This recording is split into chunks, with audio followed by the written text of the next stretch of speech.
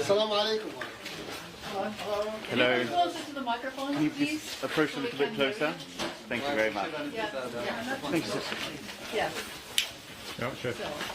How was the meeting? How was the بسم meeting? الله الرحمن الرحیم. ناروې ته د موږ راتګ ماشاءالله له ډېرو ښو بریاوو نه ډک وو.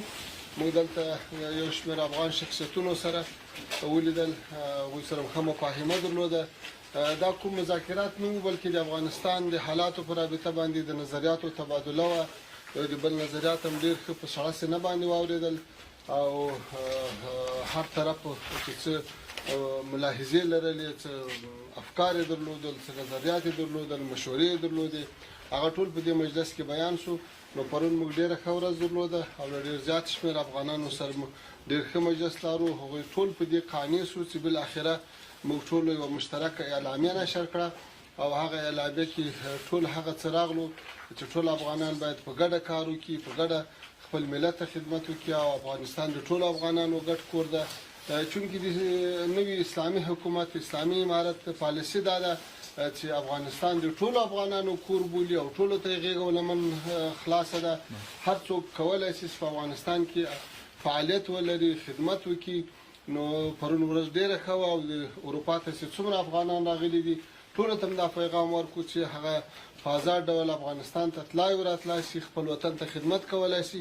نو امید شته د موږ دغه تفاهم له ټولو افغانانو سره د دنیا په هر کونج کې چې دي، هر چېرته چې دي، که څوک خفه دي که خوشحاله دي، له ټولو سره به خبرې کوو او ټول به په یوه ټغر باندې راټولوو تر څو افغانستان له 40 کاله جګړې وروسته د آبادۍ او د سوکالۍ او د یووالي او د بیا رغونې په لور ګامونه واخلي. دومره خبره دا وه چې نن ورځ موږ ګڼ شمېر هېوادونو له استازو سره غونډه درلوده او دا غونډه به نور هم دوام کوي او په دې کې د امریکا د متحده ایالاتو او د برطانیې، د فرانسې، د ایټالیا، د جرمني، د قطر او ځینو هېوادو استازي دي چې تر اوسه پورې هم ډېر ښه مجالس درلودل د بشري مرستو په برخه کې او همدارنګه د افغانستان د اقتصادي فعالیتونو په برخه کې. چونکې د موږ په ټیم کې د تعلیم و تربیې او د اقتصاد وزارت او د مالیې وزارت او د افغانستان بانک او د صحت عامې وزارت استازي را سره دي. هغوی ټوله په خپلو برخو کې خپل وړاندیزونه وړاندې کړل، معلومات یې شریک کړو له دې هېوادو سره. نو انشاءالله د موږ دا مجالس ډېر ښه روان دي او ډېرې ښې لاسته راوړنې به ولرو او مننه کوو چې د قربانو یو ښه زمینه مساعده کړله چې اروپا ته راسو او دلته له ګڼو جهاتونو سره مجالس ولرو. آقای متقی، یک جهاد بشری در این کشور در نروژ شما را متهم به قتل و کشتار کرده و تشکیل کرده. در 20 سالی که شما جنگ کردید چه تعداد افراد ملکی را شما کشتید در اطراف؟ جنگ به افغانستان تحمیل شده بود و ما از خاک و از دین خود دفاع کردیم و الحمدلله همه مردم با ما یک جای شد که آزادی گرفتیم و حالی یک حکومتی به وجود آمده که در تمام افغانستان هیچ تلفاتی وجود نداره. تلفات جنگی به صفر رسیده. یک پیشرفت بسیار بسیار خوب است. اگر ما عامل جنگ می بودیم پس ما که در افغانستان هستیم چرا جنگ نیست؟ معلوم شد که عوامل جنگ خارجی بود و که رفت جنگ هم ختم شد. چند نفر غیر نظامی کشته شد در عملات انفجاری شما؟ یکی چند نفر کشته شده یا چی تلفات 20 سال بود و یه اکثر تلفات مردم افغانستان در بمباردمان هوایی قوای خارجی بود و همچنان از اردویی که به نام اردو اونها تاسیس کرده بود و هم به رحمانه در مقابل ملت خود جنگید. شاید تلفات باشه. Some of the Afghan women representatives, they do not believe you when you say that you have not arrested the 2 women last week. What is your comment to that? They say they don't trust you. بعضی ښځې تاسې د فعالان تاسې هغه خبره چې موږ دا 2 ښځې چې ورکې شوي دي چې موږ نه دي نیولي په هغې باور نه لري. تاسو یې څه پیغام لري؟ موږ کوشش کوو چې په ټول افغانستان کې هیڅ چاته تکلیف ونه رسیږي او که محاکم یا امنیتي ارګانونه څوک طلب کوي هغه به د قانون په رڼا کې د قانون په چوکاټ کې به او د هغو به پوښتنه کېږي هېڅوک به بې ځایه او ناحقه نه ازاریږي. What is your main message in the meetings today? ولې تاسو پیغام په ننني مجالس کې عمومي دا مشر مهم پیغامونه د موږ عمومي پیغام دا ده چې په افغانستان کې له 40 کاله بعد امن راغلی ده او ټول افغانان په یو ټغر راټول شوي دي جنگ پای ته رسېدلی ده اوس د دې وخت را رسېدلی چې هلته اقتصادي فعالیتونه وشي د موږ متوازن اقتصاد محوره سیاسي پالیسي نه ګټه واخیستل چې افغانستان به نور د جګړو او د مقابلو مرکز نه وي د چا په ګټه به جګړې نه کوي د نورو په زیان بلکې ټولو ته به د یو ښه اقتصادي خدمت فرصت برابروي افغانستان به د اقتصاد او د اتصال او د مفاهمې یو مرکز وي همدغه د موږ پیغام ده چې موږ په افغانستان کې داسې کړنې غواړو چې په هغه باندې افغانان سوکالي ولري ټول افغانان ورباندې خوشحاله وي افغانستان کې جنگ د ابد لپاره پای ته ورسیږي په همدې سلسله کې له دنیا سره اړیکې غواړو د سیمې له هیوادو سره ګاونډیو هیوادو سره اروپایي هیوادو سره همدغه پیغام ده او په دې کې الحمدلله لاسته راوړنې لرو او پرمختګونه لرو. Do you regard the fact that this meeting is actually taking place as a victory for you?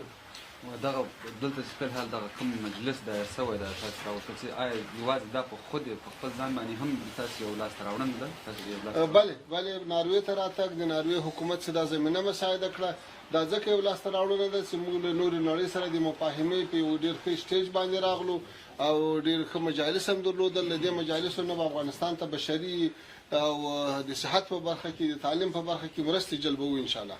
آقای متکی چقدر شما به خواسته‌های جهان شما حاضر هستین پاسخ بدین که میگن دولت فراگیر ملی تشکیل بده و حق و حقوق زنان رو باید برش احترام بگذاریم مدارس باز کنیم؟ اگر معنای فراگیر می باشه که همه قوا در حکومت می باشه خو هست اگر معنایش همی است که همه سمتا و همه ولایت ها مردمش در حکومت باشه خو هست اگر حکومت پیشین اشرف غنی چی بود همه شمول بود آلی از او حکومت ما هیچ کس از وظیفه منفک نکردیم در حدود 5 لاک مردم امرای ما کار میکنه وقتی که حکومت سابقه هم به جای خود هست و از تمام اطراف و اکناف کشور هم در حکومت شمولیت داره یک پیشرفت بسیار خوبی است البته ما یک کافی نمیدانیم کوشش میکنیم که هنوز هم حکومت همه شمولتر شوه خوبتر شوه و کادرهای علمی و مسلکی زیاد شوه و همه مردم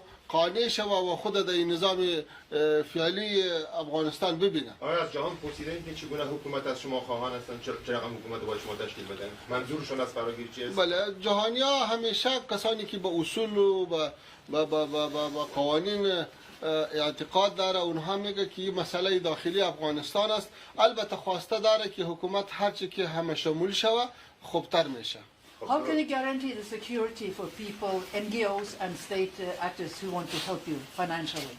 و تاسو د هغه انجوګانې او هیوادونه او نور مرستندوی ادارې چې غواړي افغانستان کومک د هغوی د امنیت په اړه هغوی ته څه رقم ډاډ ورکولی شي؟ 5 میاشتې کېږي چې کابل ته موږ داخل شوي یو تر اوسه پورې هیڅ مرستندوی ادارې ته هیڅ نوع تکلیف نه ده رسېدلی دا خپله د دې نمایندګي کوي چې په افغانستان کې بهترین امن ده هر ورځ لسو شلو دیرس خارجي اتباع هیواد ته راځي وځي تر اوسه پورې چاته تکلیف نه ده رسېدلی موږ ویلی شو چې په تېرو 40 کالو کې چې اوس کوم امنیت په افغانستان کې راغلی دا یو مثالي امن ده دا بېله خبره ده چې ځینې مغرضې کړۍ دا د افغانستان امنیت د باندې په بل شکل معرفي کوي او له یوې ډېرې وړې خبرې نه لویه خبره جوړوي حقیقت دا ده چې افغانستان کې د هر چا دپاره امنیتي فضا ډېره ښه برابره ده. Will you accept women in your government, please? Will you accept women as a part of your government? په خپل حکومت کې ښځو ته ځای ورکوي؟ زموږ په حکومت کې دا اوس د صحت په وزارت کې د 15,000 په حدودو کې ښځې کار کوي همداسې په مختلفو ادارو کې کار کوي دا اوس د تعلیم او تربیه په اکثره برخه کې د استاذۍ او د معلمۍ کار ښځینه استادانې په مخ وړي دا سلسله ورو ورو په مخ روانه ده هیڅ کله داسې فیصله نه ده سوې چې هیڅ زنانه به په هیڅ ځای کې کار نه کوي بلکې د ضرورت په اندازه به هغوی ته د کار او د خدمت زمینه مساعدی. آقای متقی شما در اینجا به انتقادهایی است که یک چیز میگیم ولی در داخل افغانستان دیگه چیز، مثلا در مورد این زنانه که شما پیشتر گفتیم که میتونن که کار بکنن ولی در داخل افغانستان اداره امر بالمعروف اجازه نمیده که زنا به هیچ جای بروم و این تناقض گویای شما در هر بخش است. مثلا شما میگین که 2 دختر بازداشت نشده ولی اطلاعات دقیق وجود داره که آنها در بازداشت شماست. درباره امر بالمعروف و نهی عن المنکر که شما گفتی این چیزا حقیقت نداره. کدام سند موجود است که امر بالمعروف گفته باشه که هیچ زن به هیچ اداره و به هیچ خدمت نروه؟ این همه تبلیغات است که از خود جور میشه. یک نوع چی ویدیوها و عکسها جور میشه، نشر میشه به خاطر بدنامی امارت اسلامی افغانستان. ما الحمدلله اصول داریم، قوانین داریم، رهبری داریم و هر اقدامی که میکنیم همه طبق قانون میباشه. حالا اگر کدام کس تا کابل میره در مارکت ها و در شفاخانه ها و در دیگه جا هیچ مشکلی نیست. مشکلی 10,000 کیلومتر دور از افغانستان مردم به تکلیف است که تبلیغات میکنه و ڈرامه ها را جور میکنه. بازداشت 2 دختر هم تبلیغات است. ما کوشش میکنیم، پرسان میکنیم که چطور واقع است. اینطور خو نیست که یک حکومت در تمام افغانستان که 40 میلیون نفوس داره و هیچ کس نه بازداشت شوه، نه بندی شوه، نه از ضررش دیگه مردم با امن شوه. میشه حکومت است، بعضی کسا بندی میشه، خلاص میشه. یه کدام گپی تو نیست که دیگه دنیا وجود نداره و تنها در افغانستان وجود داره. رد نمیکنین که اونا بازداشت نشده. آیا منو برادر در مسکو است آقای متقی؟ How important is this for Taliban, these meetings in Oslo? دغه ازلو کې کوم ونډه ده د تاسو لپاره څونه اهمیت لري؟ بله دا غونډه خپل اهمیت نه برخوردار ده. په دې کې د دنیا د ډیرو لوی هیوادو استازي ګډون لري او د موږ سره هم ډیر قوي ټیم راغلی ده.